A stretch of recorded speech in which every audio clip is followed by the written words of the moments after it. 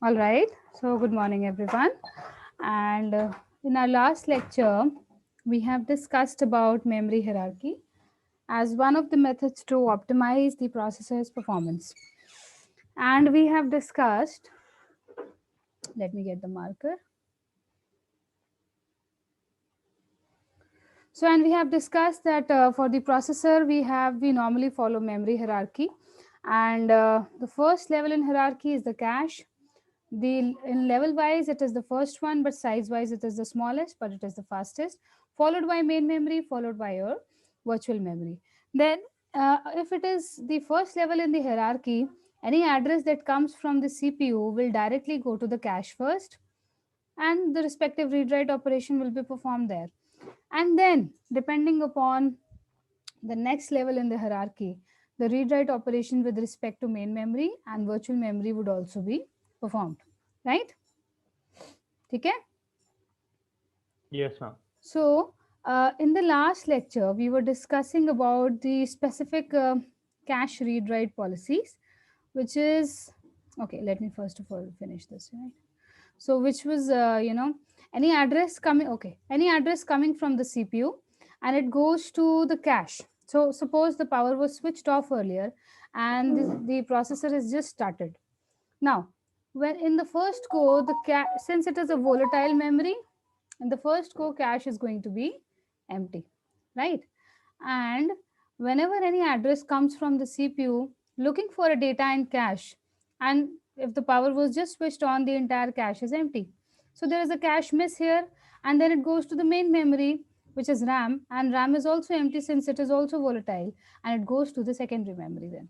So the respective process that we want to start, a sub copy of it, a smaller copy of it is created first of all in the main memory, okay, and then in the cache, right? So we were just discussing about how main memory and cache are synchronized with respect to each other, and then we will talk about virtual memory and main memory, and then we'll integrate all the concepts, right? So what we were discussing last time was that, depending upon the type of cache, we have displacement policy in the cache which is followed. So we had basically three types of cache. बोलते जाओ कौन कौन सी थी?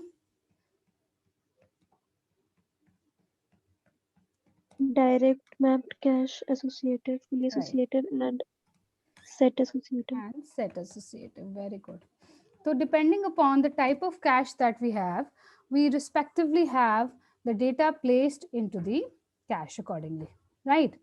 Now, if we have a fully associative cache, just a minute.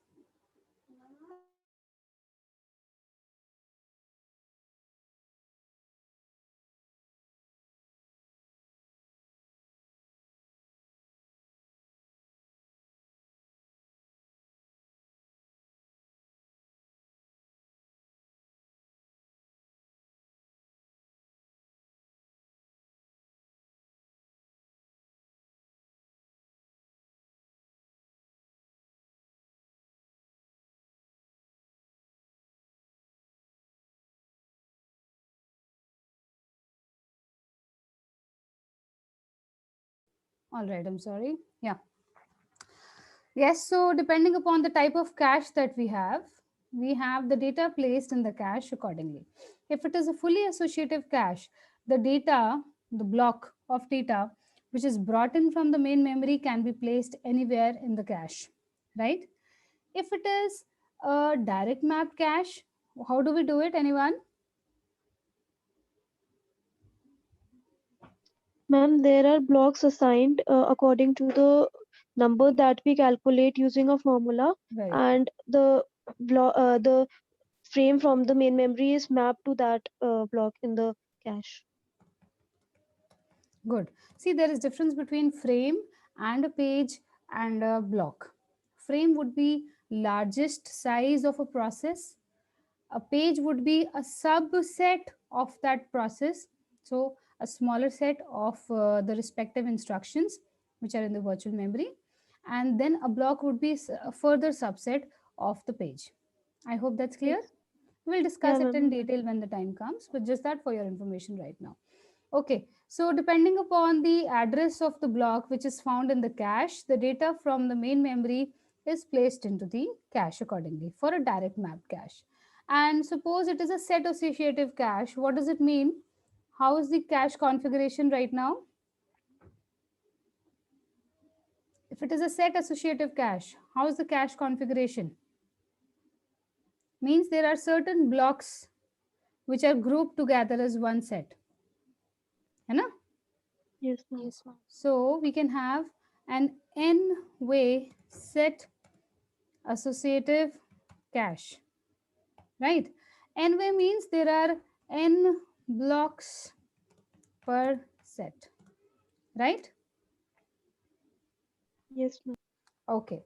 Now, so what happens when the data has to be placed? See, we are talking about the very first case when the power is switched from on to the off to the on state. So in that case, the volatile memories would be empty.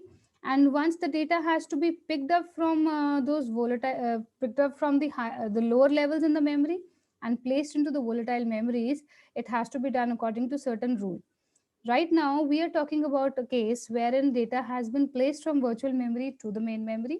But now from the main memory to the cache, how it is placed for the first go is depending upon the kind of cache which is there in place, right? So if it is an n-way set associative cache, the first and foremost job that the processor does is to identify the set, right? And after the set is identified, and again the set is identified according to a formula, and the formula says, just a minute, bache.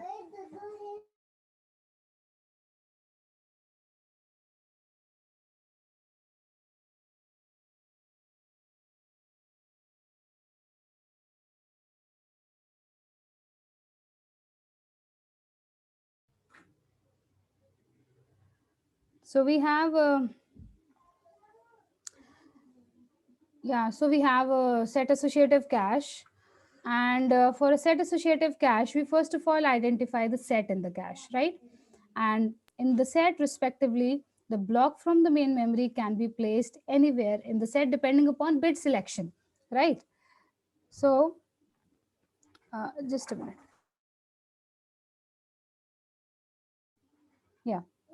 Now, if we have to, this was the first case we talked about when the data has to be placed from the main memory into the cache.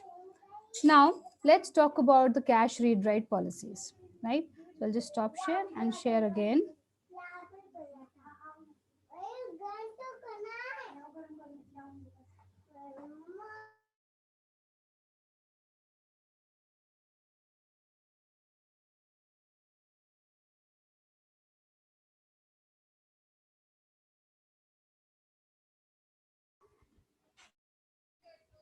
Okay. Now, this is what we started in our last class, right? So, we had to talk about the next case of cache read write operation. Now, see, whenever any address that comes from the cache, from the from the processor to the memories for looking for a data for a read operation, first of all goes to the first hierarchical level in the memory, which is cache, right? So I'll just draw it for you. Every time it's difficult to go back to the earlier slides. So we have this CPU, and then we have this cache and main memory and the virtual memory, right? So any address that comes for a read operation, first of all, has to go to the cache. Now, first hierarchy level in the memory. The address that has come from the processor is called as a physical address now, right? And the cache obviously has its own addressing scheme, right? So with respect to every block in the cache, so we have smaller sections of cache called blocks. We all know that. We discussed this yesterday. And each block can be minimum 4 bytes, maximum it can have any value, right? So the upper limit depends upon the size of the cache again. Now, when the address comes from the CPU to this cache, it gets dissociated into three main parts. The three main parts are identified as tag, index, and the offset, right? Now, this again we discussed, because you were not able to understand, I'm taking it up again. The offset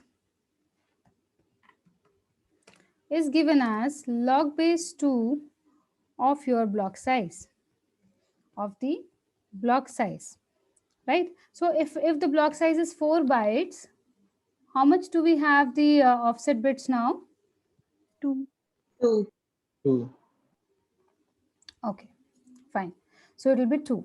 And accordingly, whatever is the block size of the cache, we have the respective bits allocated for the offset.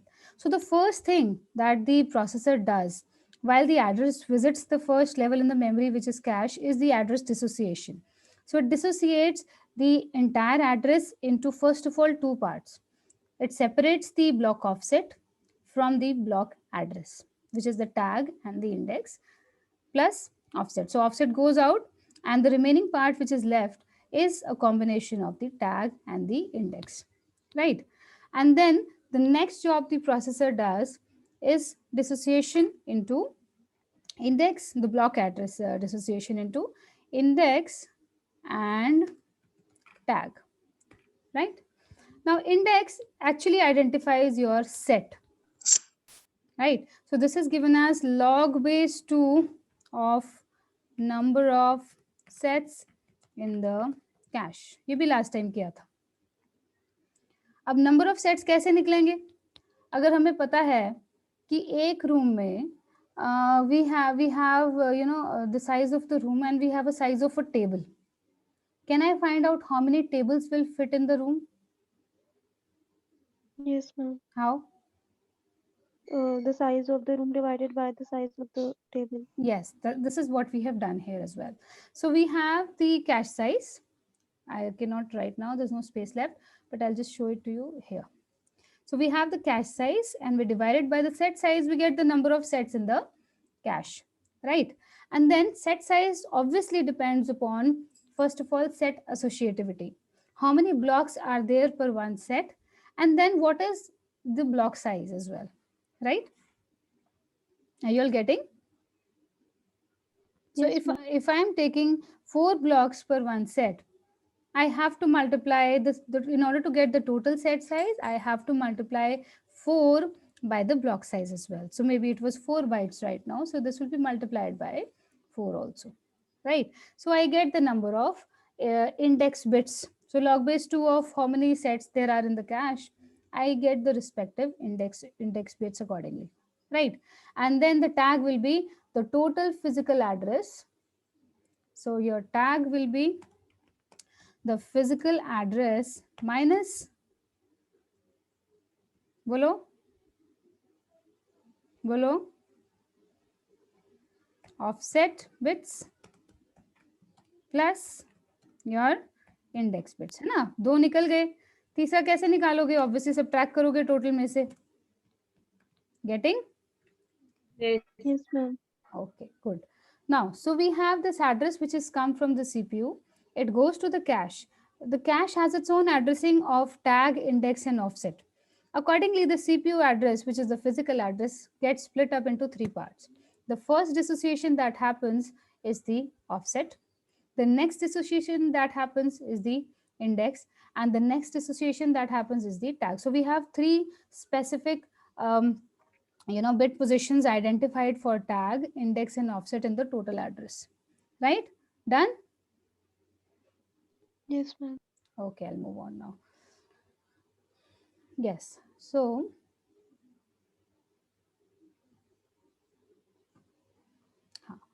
now I discussed one very important thing last time, that your cache.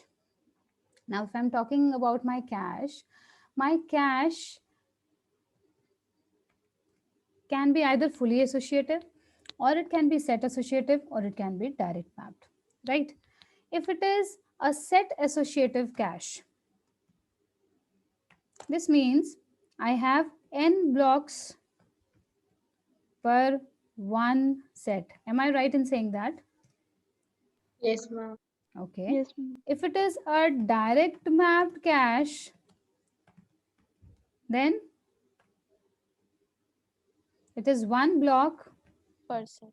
per set.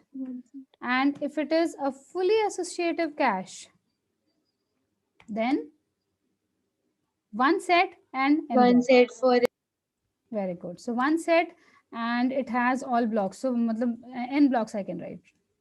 So n blocks. Good. This is fine till here. Yes. All right. So now the first thing that happens is the matching of the set index. Right. So from the CPU, I'll just a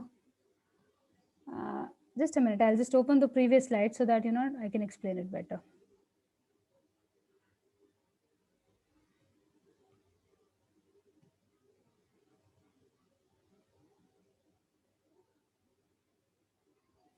From here, I guess it will be better to explain. Now, see, the address that has come, don't just get driven away by associative mapping. We are not talking about associative mapping. We are talking in general about how address mapping is done from the CPU to the cache, right? So what happens? From your CPU, the address that has come, it has already got split up into three parts. You have the tags, you have the index, and you have the offset. The first thing that maps to the cache address is your index. Well, it's not shown here, but this will also have three parts: tag, index, and offset, right? Now, the index locates the respective set. So maybe let me see if the next diagram is a better one. It's the same. I guess there's not much of a problem. So the respective index locates the respective set. So maybe this is the set which is located. I can take this one. So maybe this is the set which is located, right? Getting? Yes, ma'am. I'll write this side by side so that you don't get confused. So step number one that happens is mapping of the set index. Index to locate the set. Okay? Now, after your set is located, the next job is should be to, after the processor has located the set. So set 1 is located right now. What should be the next job? To match the tag. tag. Yes, very good. So then the next job is to match the tag, right? And then this tag actually helps in locating the block number. So in the set number 1, you have block 2 and block 3. So either of the two blocks is the required block right now. Fine. So this tag mapping takes place to find the required block. There is something called as a valid bit. I'll tell you what it is after I explain the address mapping. Right. So suppose we have located the block number 3. Now, as I told you, that once the data is brought in from virtual memory to the main memory and from main memory to the cache, in the virtual memory, we had large chunks of entire process information in terms of frames. And then a sub part of it in the main memory as your pages, and a sub part of it as a block into the cache. But still, a block is also a bigger unit size of data unit, and Right now we might be just requiring, maybe the processor is just requiring a word of data, that is 32 bits in one go. That's it. Getting? Yes, ma'am. I hope this yes is for everyone. This is very important concept.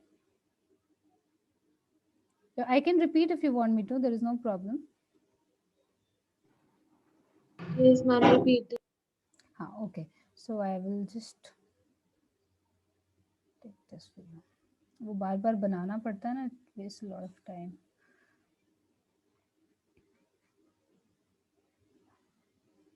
See, this is your CPU. Okay, this is your cache. This is the cache. This is the main memory,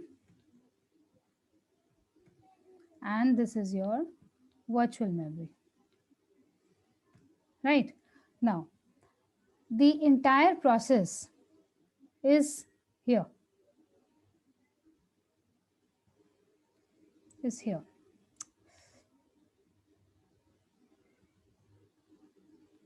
It is here, right? A sub part of it is brought here once the power is turned on. So smaller part of it,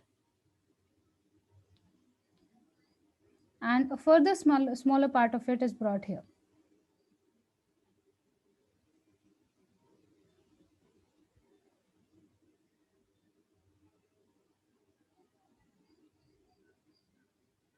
Okay, then this is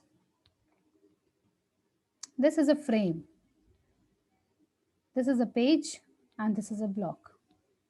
The largest one containing the entire information about the respective process, I'm saying. What we store as a, a base program in our secondary memory. And then once we are running the processor, maybe I've installed a software called MATLAB. All the important files and everything, I would like to store it in the secondary memory. And then when I click on its shortcut, a sub part of the respective page is created here in the main memory. And for making the processor faster, a sub part of it is created in the cache, which is a block. Getting? Are you all getting? Yes, ma'am. Yes, Right, ma'am. right. Now, see, this was large amount of data. This is a little smaller, and this is even smaller. But this is still in it's a block of data that's been brought here, right? What did I tell you? What is the block size? How much is the block size minimum? 4 bytes.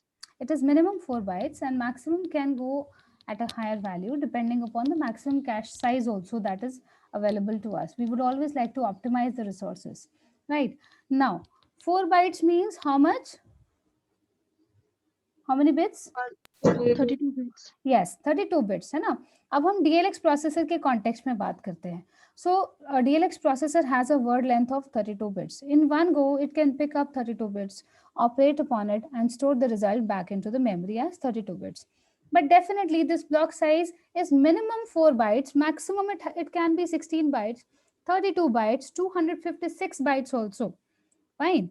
But see, while the processor is asking for data, if it is a word length processor, it will definitely ask for just 4 bytes. Getting?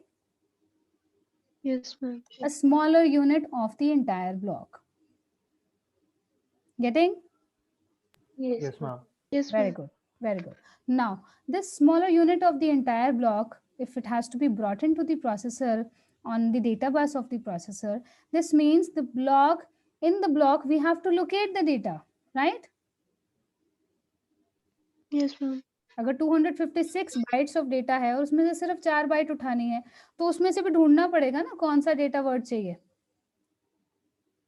So your block offset is responsible for that mapping. So the block offset is appended to the given address. So after locating the block, we first of all locate the set, then the block, and in the block we use the block offset to find the location of the current data that the processor is looking for. Clear? Yes, ma'am. Everyone? Yes, ma'am. Yes, ma'am. Okay, I'll move on then. Now, so we were just talking about this address mapping, and then we discussed that set index field is therefore used to locate the desired set in the cache, right? The tag is used to locate the desired block, as I just told you.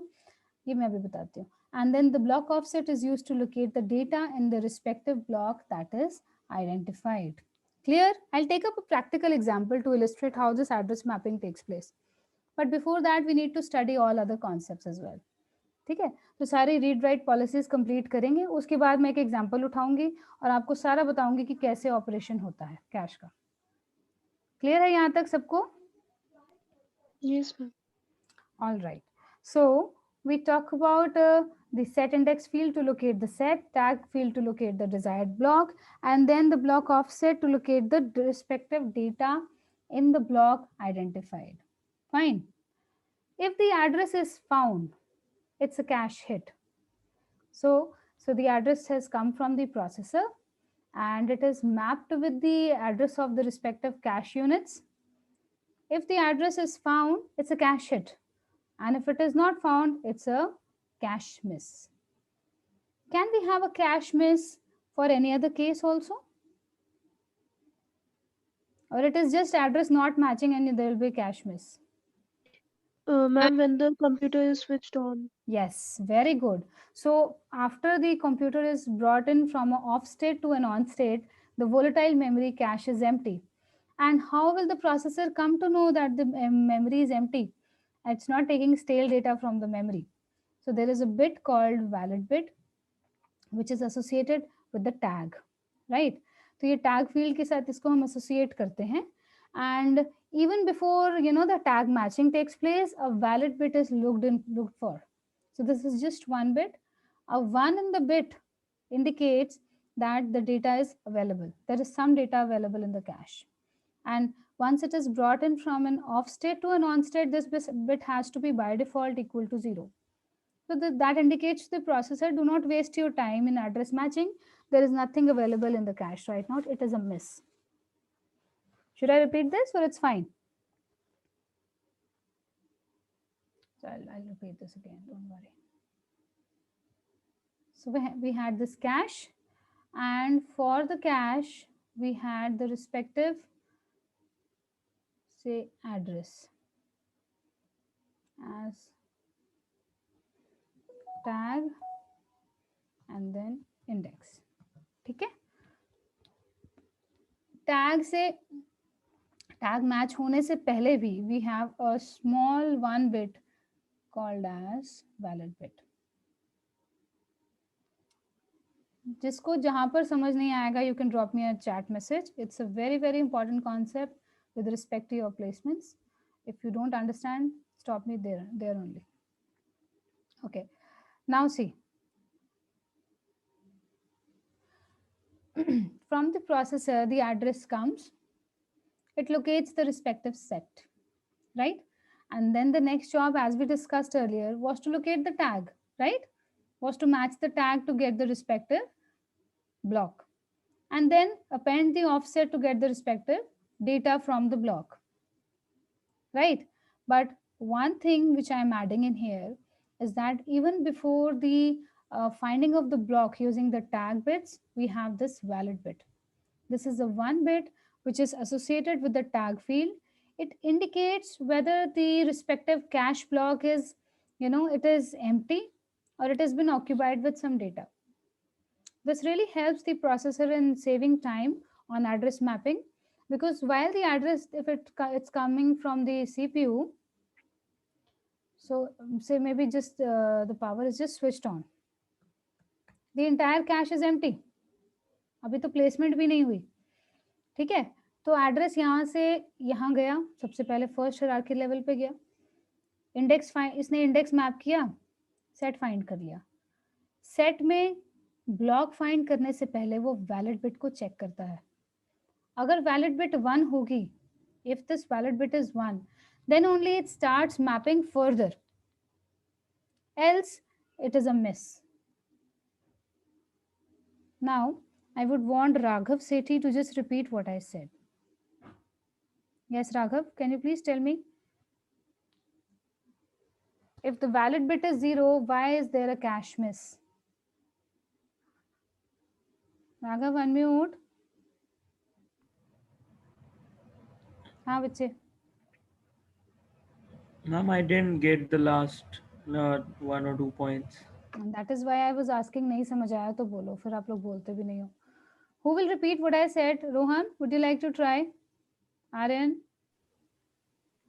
Ma'am, अगर valid bit 0 है तो like it could be that the cache is empty.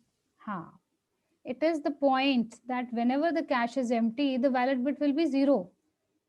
Now, why will the processor waste time in address mapping if there is nothing available here in the block? It has just switched off. The processor has just switched from an off state to an on state. तो जब बंद कर कर चलाया तो volatile memory तो खाली है. If the volatile memory is empty, how will you identify? This is the valid bit which identifies that this memory is right now empty. Right?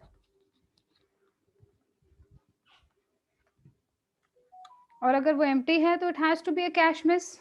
Very simple. And further, the processor will not waste its time in address mapping. I hope it's clear to everyone now. Yes, ma'am. Yes, ma'am. Okay. ma'am. So this is a very, very important bit which is normally used in address mapping. See, if the valid bit is 1, this means there is some placement of data taken place in the cache. And then the next thing that happens is the tag matching and then the offset appending to find the respective data from the block of the data in the cache. ठीक है, clear है? Yes, ma'am. Yes, ma'am. Okay, so I'll just move on.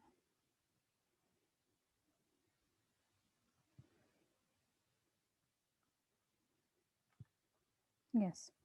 So now, suppose the address came and there was a miss for the first case when the processor was switched from the off state to the on state. So what happened? When the address went to the next hierarchical level in the memory, which is main memory, and then to the virtual memory, and then created a copy into the cache depending upon what type of cache it is, right? But cache is a smaller subunit of the main memory. Can it contain everything that is in the main memory? No, ma'am. No, obviously not. वो उससे काफी छोटा है size में. You know, I am just needing this diagram after every moment. Let's try it again.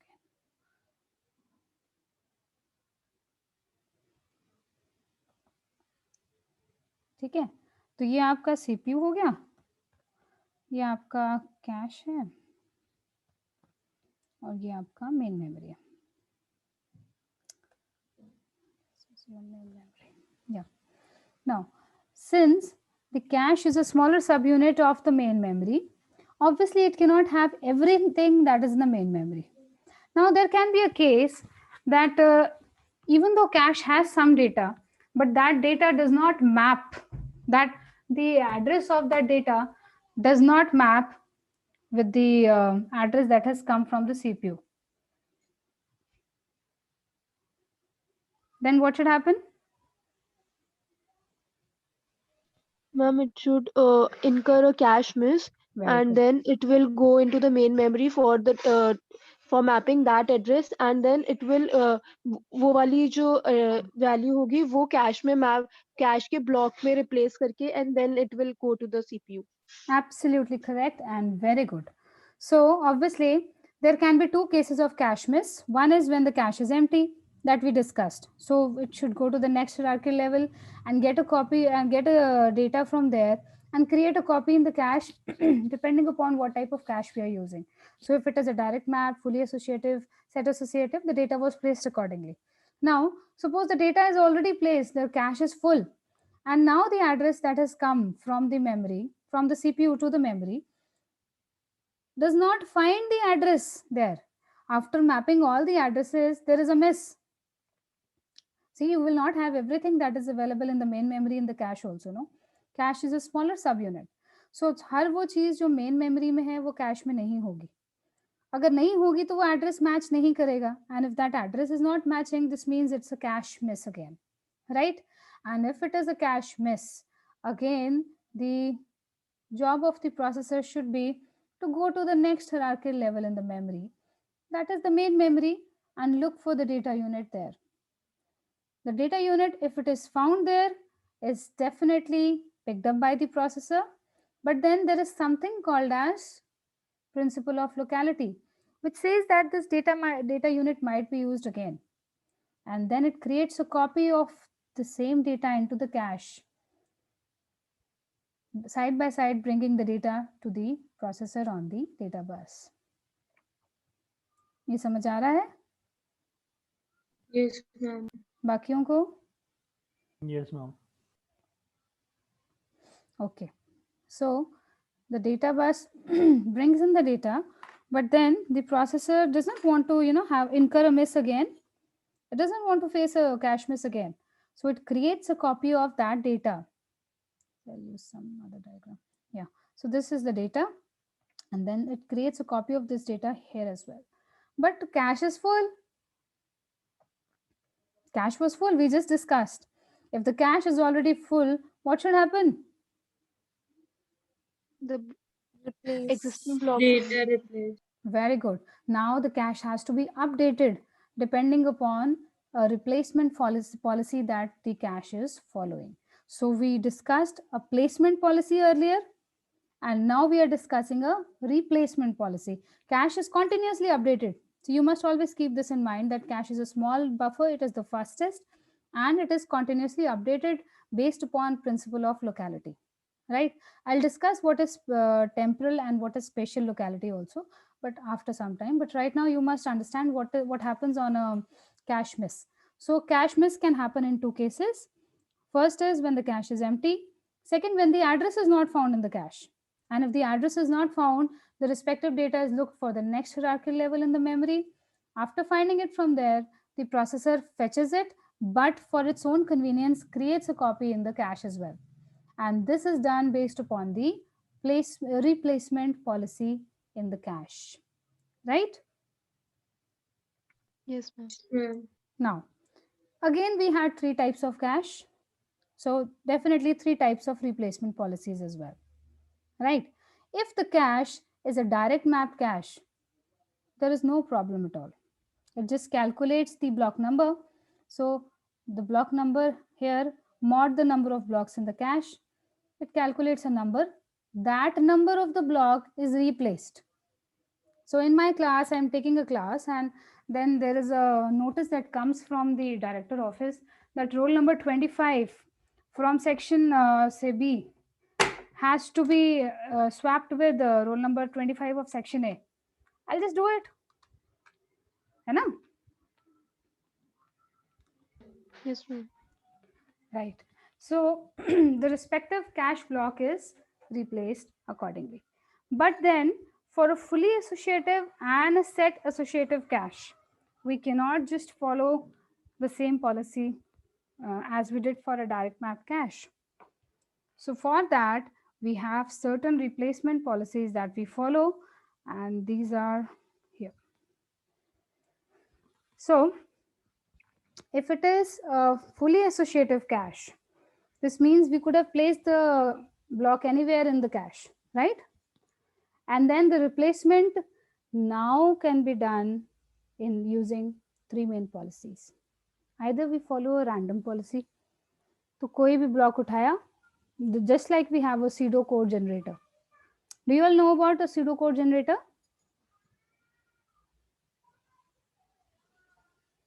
So it's just like, the way gambling is done. There is a algorithm that runs and a pseudo number that is generated. That number of block is replaced with, without any logic, without any concept, right? Then we have something called as least recently used. I think this should be the best one. A block which has not been accessed by the processor here. So in the cache, if there is a block which has not been accessed by the processor, obviously that should be replaced with no. In my class, if I have somebody who's sitting on the last bench and reading a newspaper, and some student who is actually keen in attending the class, I would obviously swap the two, right? Yes, ma'am. Yes, ma'am. So the processor sees that there is a block here, so it has to, now there has to be some hardware which counts how many times which block is being accessed by the processor. So this requires definitely an extra hardware, but then this is the most efficient one. So the block which is least recently used is the one which is replaced, right? So the block replace is the one that has been used for the unused for the longest time. The LRU makes use of corollary of locality. If the recently used blocks are likely to be used again, then the best candidate for disposal is the least recently used block. This is the best one, but then again, as I'm saying, this requires an extra hardware. You definitely need an extra hardware to count, with respect to each block. Now you have to maintain a record how many times, so block number 0 to say 128 blocks we have in the cache. So for 128 blocks you need 128 counters which keep a track of how many times each is accessed. The one which is least recently used will be replaced. The last technique for replacement is the first in, first out. What should this be? What should this be? You've heard about LIFO, you've heard about FIFO. Yes, ma'am. Yes, क्या होता है फिर बताओ मुझे? First in first out. Ma'am जो block सबसे पहले use हुआ है सबसे पहले उसी को रिप्लेस करेंगे. हाँ, ओल्डेस्ट मतलब जो ओल्डेस्ट है ना? Yes, ma'am. Oldest block in the cash, जो सबसे पहले आया था कैश में, उसको सबसे पहले रिप्लेस करना है. So this is also one policy, though it is not as efficient as LRU, but it is still better than the random one. In the random one, we might replace a block which is maybe of use to us. So we don't prefer to replace any block randomly, but then FIFO and LRU are the ones which are mostly used. I hope this is clear now. Yes, ma'am. Yes, ma'am. So now we have discussed that cache is the smallest, fastest buffer, and it is the first level of hierarchy in memory. Then we discussed that any address that comes from the processor goes to the cache first, obviously the first hierarchy level in the memory. All the data that is placed in the cache depends upon principle of locality, the data items which are most frequently used and accessed. And then in the first go, the cache is empty. So we will follow a placement policy depending upon type of cache we have.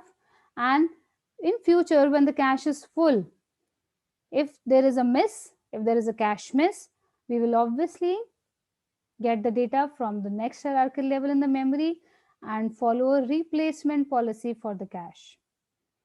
If it is a direct mapped cache, the replacement number will be available to us, the block replacement number. And if it is a fully mapped or fully associative or a set associative cache, in that case, we follow either of the three replacement policies. Done? Is it clear? Okay. And then one more thing that we discussed, that cache has its own addressing. It has a tag, index, and the offset. The first thing that matches is the set index, followed by a valid bit and tag matching to locate the block in the set. And then the block offset is used to locate the respective data in the given cache block. सारा revise हो गया यहाँ तक. Cache read operation. Clear? Should I move ahead? yes, Yes, ma'am. Okay. Oh, I cannot hear it properly. Who is this? Aryan, I cannot hear you. If you have a doubt, please type it and send it to me. Somehow your voice is breaking. Okay, we'll be doing numericals in the coming lecture on based upon all what we have studied till now. So we have done cache addressing and cache mapping also. We'll be doing numericals next time. Become prepared with your calculators. Okay, now let's come to the cache write operation. So this was the case when we wanted to read the data from the cache. There could be a cache hit or a cache miss, right? And what if we want the processor wants to store the information back? Obviously, the operation for any the execution of any operation requires read, process, and store. This is how we go about it, right? So getting data from the memory, processing upon it, and storing the results back to the memory. And storing the results back to the memory is nothing but write operation. Is it fine? Yes, ma'am. Yes. Sure. So there's a chat message. I'll just read this out. This says, "Ma'am, in cache we have running process parts. Is it possible that somehow we replace a part of the previously running process, which was in running? We will most of the times we follow the least recently used. Least recently used means that the previously running processes only. And even if we talk about first in first out, that also means the first block that came into the cache. तो सबसे oldest जो सबसे पहले चल रहा था उसी को रिप्लेस करना प्रेफर करते हैं. रैंडम पॉलिसी तो बहुत बहुत रेयरली यूज होती है, and that also will apply some algorithm. ऐसे नहीं यूज कर सकते क्योंकि मोस्ट प्रॉब्ली क्या होगा, कैश में जो प्रोसेस चल रही है, if the same process is running and we replace it, we lose on speed and data also. We don't want to do that, right? So we always follow least recently used, or we follow the this one FIFO, which actually means the older ones, not the current ones. I hope that's clear, Aaron. Okay, done. I guess the time is also over. So we have done the cache read operation, cache hit, as well as cache miss. Next time we'll be doing one numerical based upon it and the cache write operation. That's all for today. We started at 9:40, no? हाँ ठीक है, हो गया time. ठीक है बच्चे, thank you. Thank you.